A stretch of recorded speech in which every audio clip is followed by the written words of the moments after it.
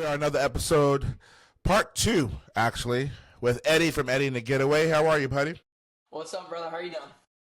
I'm doing fantastic. Congrats on releasing the new EP, Tumbleweeds and Nicotine.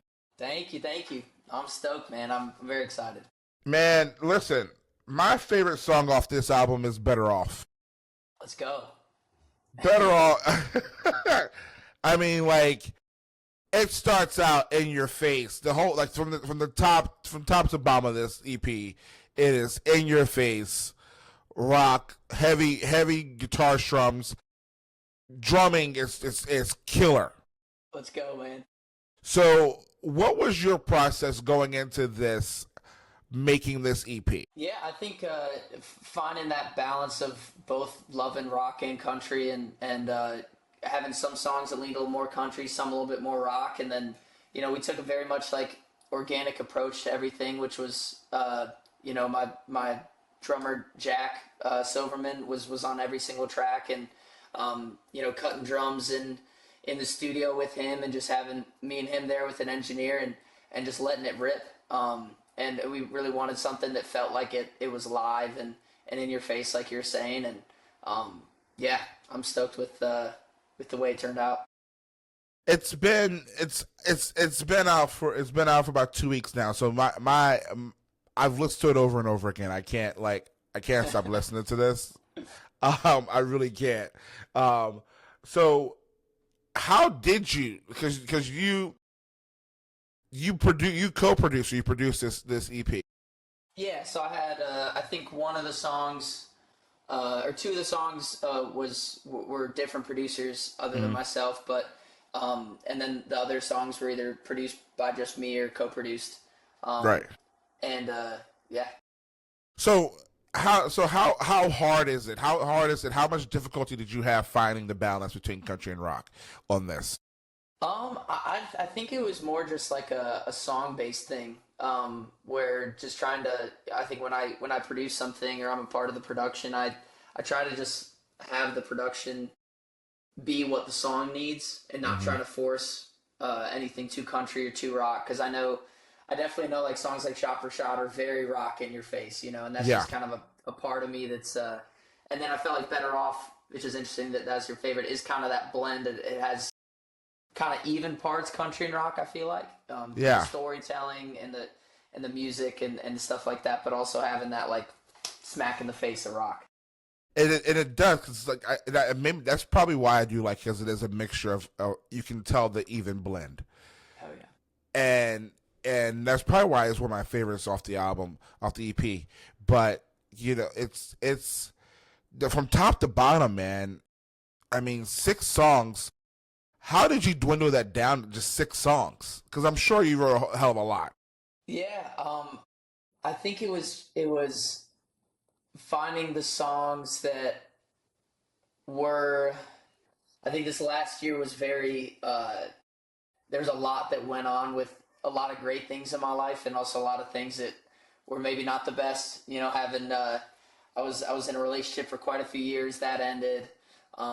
Had some different things on the music side, business wise, that had to change, and then also just trying to just have it where I wanted it to be like a capsule of like the last like 6 or 8 months prior to this EP coming out.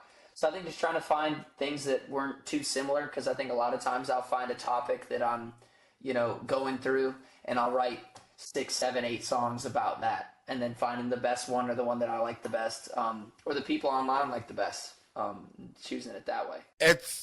Oh God. So I'm impressed when people finally get down to the nitty gritty and the foundation. What was the first song that you recorded on this album? I think it was Broken Man. So that song was the first one that we recorded, and then I think Better Off might have been the last one, and then somewhere in between they all kind of fell in. So Broken Man was the foundation of it, which is it's a phenomenal song. But that was the foundation of it. So how do you mindset wise, how do you get from Broken Man to Better Off being the last one, because it's like, how do you get to say, oh well, this one's gonna be the first one, this is what, because that first one you record is typically the foundation of how you want your album to sound. Yeah. Yeah, that's a good point. I think that song definitely leans a little bit more rock, but still has like the country storytelling of going through that and stuff. And I think the reason why that was the first one was because it was the first time. It wasn't the first song written for that EP, but it was the first one recorded. I think it was a topic that I hadn't really ever talked about, which is kind of reopening yourself up to relationships, love, friendships, whatever it needs to be, of just being like, hey, I'm it's a very vulnerable song of being like, hey, I'm broken, I have problems, I have issues that I've worked on, that I'm working on, but I'm also at the same time open to the possibility of moving on and moving past that. That is, man, I'm hearing it in my head as we're which is what's taking me a while, because I'm hearing it in my head and I'm just like, that's something that it spoke to me, because everyone, like I said, everyone has had issues with dating and everyone has issues with relationships or even friendships, where it's like things end and you go through things because of communication skills or you don't want or you're guarded. Yep. So true. And that one kind of spoke to me. That's actually my second favorite. Better Off, I'm just telling you, Better Off is just that beginning, that first 30 seconds of just and goes right into. I'm just like, oh, that's how you start. That's how you start an EP off. Thank you. I appreciate it. So you mentioned last week in the other interview that you're going on a 40-city tour. Yeah, so it's 40 days. I think it's 27 shows. We're about halfway through, almost halfway through right now. So we started it. So it's about we're on day like 18 right now or something like that. But yeah, it's been a lot. It's been fun though. That's insane. Yeah. That's insane. That's a lot of traveling. I couldn't do that. I couldn't do it. That's a lot of traveling. That's a lot of bus life. That's a lot of waking up in different cities. I did it for a year and a half, and I don't want to do it ever again. Yep. I don't want to do it again. It takes a certain kind of love for it. I think the thing that makes it all worth it is when you play a city that maybe you've only played once or never been to. Because I think this one, a lot of the shows we've never played. We played a lot in the Northeast already. We're going to Canada and then down the Pacific Northwest, and it's basically all the U.S. for the most part, and then down across Canada. So it's definitely it's so rewarding to just meet people and see people singing along to the words and having stories of their own about what the songs mean to them and what maybe that helps them through. It's makes it all worth it. I'm going to put you on the spot. What's been your favorite city that you played so far? I think we played was it Worcester, Massachusetts? And that place was awesome, dude. It was like a old school venue, just tight and grimy, and it was packed out, and people were it was so freaking hot in the venue. It was so loud, like it was just awesome, just so rock and roll, and just the energy of that show was awesome. We played Towson, Maryland as well, just outside of Baltimore. That was a blast. Yeah. But there's a lot of cities that I'd never been to, not only just with music, but also just in life. Seeing kind of the fall in the Northeast was beautiful, and it's fun because some of the guys in the band are from up there, and just getting to see their we got to see my drummer Jack, like I was talking about. He's from up in Massachusetts, getting to see like where he grew up. He grew up on this super old farm, no cell service, seeing all that kind of stuff, man. It's so sick. No cell service. I don't know what I would do with that. Oh yeah, it was crazy. It was great, dude. We had conversation. We weren't staring at our phone. Exactly.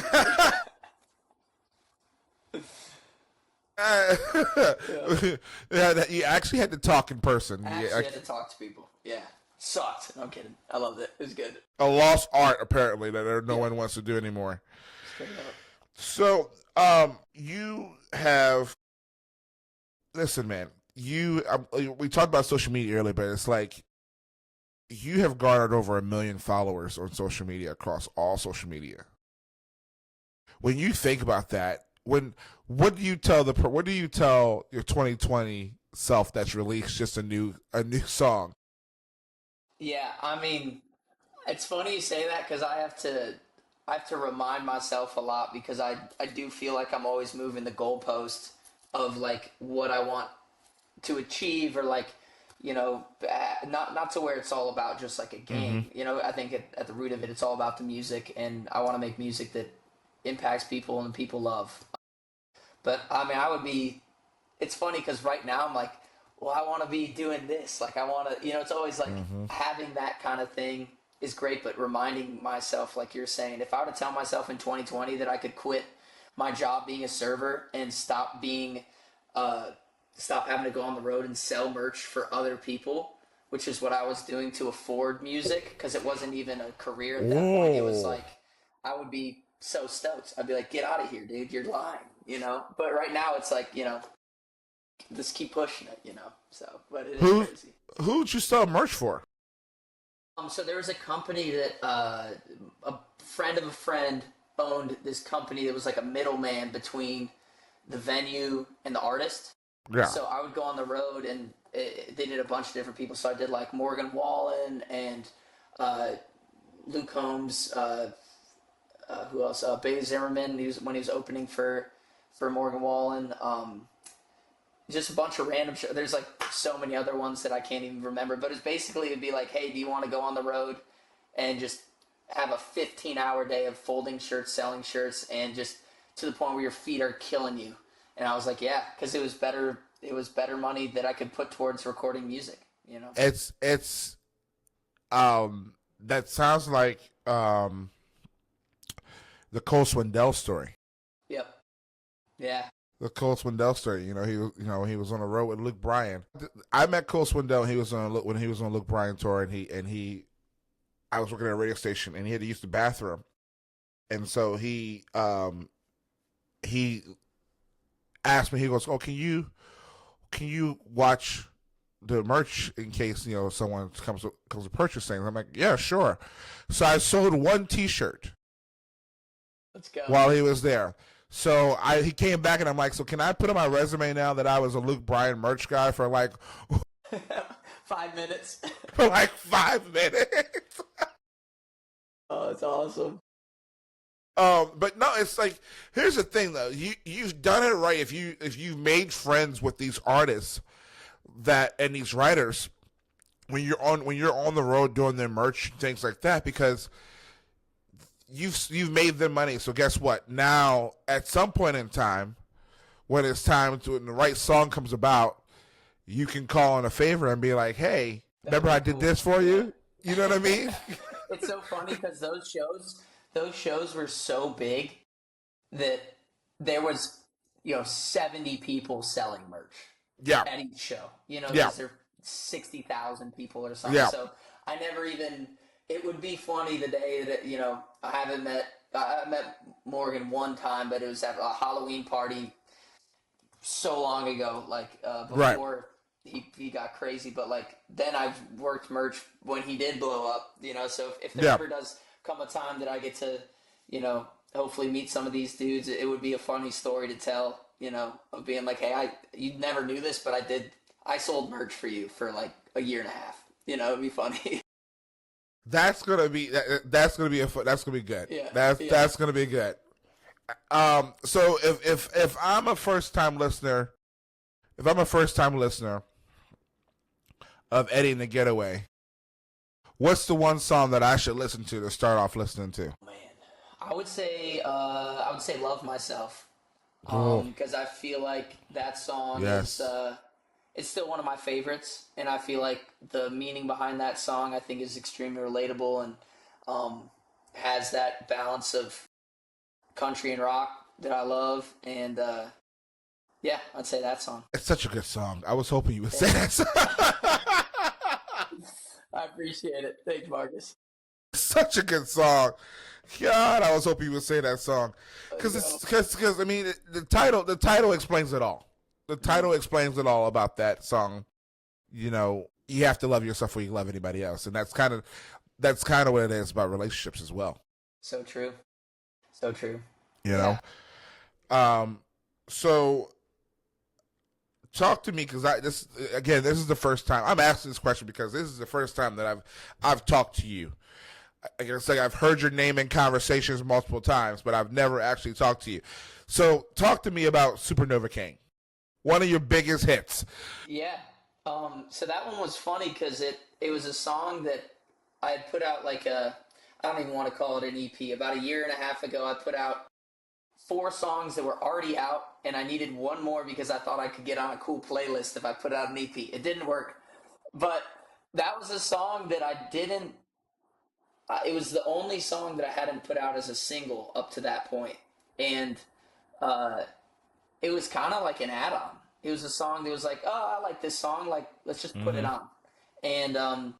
And slowly, like over the last like year and a half, it just started like going like this. And then we started playing shows that it wasn't in the set list because I just forgot about that song, honestly. Like, and it got to the point where people were driving, you know, and they still do, like drive 10, 15 hours to come see a show because it's the closest one, just crazy stuff. Right. And they were like, I came here for Supernova Cane and you didn't play it. And it happened enough to where I remember we were playing the show in Florida, or no, it was in Texas this spring. And I was like, all right, guys, if we get like 5 people this show say it, come up to merch after the show and say that they came for that song and they were mad and sad about it, which is such a compliment. You know, they want to hear the song so bad. Right. Then we have to put it in the set list. So then it happened that night where I think it was like 10 people came up and they were like, what happened with Supernova King? So we just put it in the set list, and it's been, you know, one of the biggest songs that we've had so far, which is crazy to me because it wasn't something that I really promoted or did anything for, versus all the other songs I always put videos out to it, which is crazy. I mean, it's always happened. It always happens when it's a song you least expected that kind of pops off. Yeah. You know, it's crazy, and sometimes it's always the last song that you record that you know that wasn't going to make the record. Yes. And all of a sudden, we're gonna put a record, and then all of a sudden, that's the one song that blows up. Yeah. It's crazy, dude. It's like there's that song, you know, that song "Cherry Pie" by Warren. Like, she's my cherry pie. Yep, yeah. That was a joke. I was watching an interview that was a joke because the label was like, we need like a party song like that's fun, and they were like, F you, fine, we're gonna write this song. They wrote it in like 15 minutes, and then they just blew up. You know what I mean? Like that's the same that happened with Toby Keith's Red Solo Cup. Yes. Yeah. That was supposed to be a joke. That was, you know, that whole song was a joke. It was supposed to be the writers. They just happened to send it to Toby as a joke, not realizing or not knowing that he was going to end up recording that song. If that's not the epitome of the music industry, of being like, we knock our head against the wall to write the greatest song ever, and then the song that is just like, oh, we got drunk and we wrote this song in 20 minutes is the biggest song. It's hilarious. Yeah. That is crazy. So explain to me your songwriting process. That way, to my writers, like when you go into a writing room, do you already have the title already in your head, or do you like just talk it out and see what your writers or what you guys are feeling, you know, a commonality? Yeah. Is that even a word? I don't even know if that's a word, but I just made it up. Oh well. Yeah, I think it sounds like, I don't know much about. That's a funny thing, dude. I'm a songwriter for a living, and I don't know English for shit. So I barely graduated English class in high school, dude. I'm the same way. Yeah. That's funny. But yeah, I think when it comes to like my writing process, I'm always kind of observing things that I'm going through in life or seeing, and then I'll just like write down ideas or things that I want to, you know, talk about and stuff in songs. And some songs I'll have the title and a chorus ready, and I bring it in, and then I'll have, you know, the other people in the room just help me finish it and tweak little things. And then other times it's, you know, I feel like it's really just finding the people that you connect with, and I'm very lucky to have like a lot of the dudes that I came up with and people I came up with that had nothing going on, just like I had nothing going on at the time, are the people that are killing it now, and that I get to write with, and we just have like an understanding in the room of just like, this is exactly what we're going for. And sometimes it's just like, let's not do it, like this song, Sleep Alone, that I just put out that's doing really well. That was a song I wrote with really my first friend I ever met in Nashville, which was Bo Bailey. And, I didn't have anything, I didn't have anything planned that day, nothing to bring in. And I just wanted to see what we could create with having no kind of pretense of what the song we were going to write was going to be. And we just ran around in circles for like 3 hours, writing a verse and a chorus, and then taking, this line that was the cool line, and then writing a song around that. And then we found another line in the second verse of that song that was like, you only want me, 1 for the money, 2 for the show, 3 because you don't want to sleep alone. That was the second verse of a different song. That then we scrapped all 3 of those songs and then wrote a song around that. And then that was the thing. And he's learned that from, he signed with Ashley Gorley about 1.5 years ago, which is such an amazing thing for him because he's one of my best friends, and just learning from guys like that. And trying to apply it to what he does, and then me learning from him with how to do that kind of thing too, so. Man, if you were learning from Ashley Gorley, you got it made. Yeah, dude. And no one deserves it more than him too, dude. I remember we were in my little like home studio that was like really just a computer and some shitty speakers, and yeah, it was like, 1.5 years before anything really happened for us, and we were talking about moving home and giving up because it was so hard. And then we went on a walk down Music Row at like 2:30 in the morning, and I was like, dude, you're gonna sign to Ashley Gorley, man, to Tape Room. And he's like, yeah, I'm gonna do it. We had no way of that ever happening, and it happened. You know what I mean? It happened. It's crazy. It's called manifestation, people. Yep. You keep manifesting things, it keeps happening. Yeah. It's so true, man. It's so true. All right, so we're gonna wrap this up. You gotta go listen to Eddie and The Getaway's new album, new EP. I keep saying album, and it's an EP. You gotta go listen to it. Tumbleweeds and Nicotine. I got one last question for you. What is the best dive bar food that you've had? Man, best dive bar food, dude. I'm gonna go classics in Nashville, which is Dino's. You just go to Dino's and rip a cheeseburger with chili fries and feel horrible the next morning, but damn, it's awesome. That's my favorite. I've never had Dino's, and I've been here 15 years. Dude, okay, they got a fried chicken sandwich and a burger that is to die for, dude. It's awesome. I need to go over to Dino's. Yeah, you do. You got to do that tonight. You got a checklist. Yep. I'm gonna check that off the list. Yep. Oh, well, thank you so much for hanging around, man. Thanks for taking time out your day. I really appreciate this, man. Dude, thank you, Marcus. I appreciate you having me on, man. No problem. Ladies and gentlemen, this has been Eddie from Eddie and The Getaway.